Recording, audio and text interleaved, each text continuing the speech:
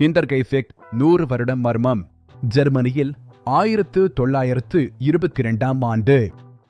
ஹிண்டர்கைஃபெக்ட் என்ற சிறிய ஒதுக்குப்புறமான பண்ணை வீடு. அங்கே வசித்த கிருபர் குடும்பத்தின் 6 உறுப்பினர்களும் ஒரே இரவில் கொடூரமாக கொல்லப்பட்டனர்.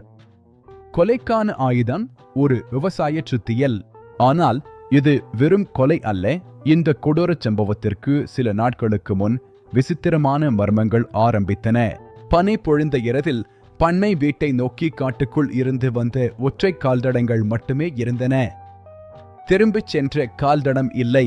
வீட்டில் யாரோ நடப்பது போல மர்மமான சத்தம் மாடி அறையில் கேட்டது. வீட்டுச் சாவிகள் திடீரென காணாமல் போயின. அந்த கொலையாளி வீட்டிற்குள்ளேயே மறைந்திருந்திருக்க வேண்டும். மார்ச் 31 இரவு குடும்பத்தின் 4 பெரியவர்கள் மாட்டுத் தொழுவுக்கில் தனித்தனியாக வரவழைக்கப்பட்டு சுத்தியலால் தாக்கப்பட்டு கொல்லப்பட்டனர். புதிய வேலைக்காரி மற்றும் 2 வயது குழந்தை படுக்கை அறைகளில் கொல்லப்பட்டனர். அதிர்ச்சியூட்டும் உண்மை என்னவென்றால், கொலை நடந்த பிறகு கொலையாளி வீட்டை விட்டுச் செல்லவில்லை.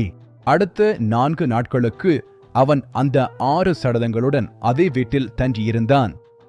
அவன் மாடுகளுக்கு தீனி போட்டான், சமையலறையில் உணவு சமைத்து சாப்பிட்டான் மற்றும் இரவு நேரங்களில் வீட்டு விளக்குகள் எரிந்தன. 4 நாட்களுக்கு பிறகு சடலங்கள் கண்டுபிடிக்கப்பட்டன. காவல்துறை பலரை விசாரித்தது, பல கோட்பாடுகளை முன்வைத்தது. ஆனால் எந்த ஒரு துப்பும் கிடைக்கவில்லை.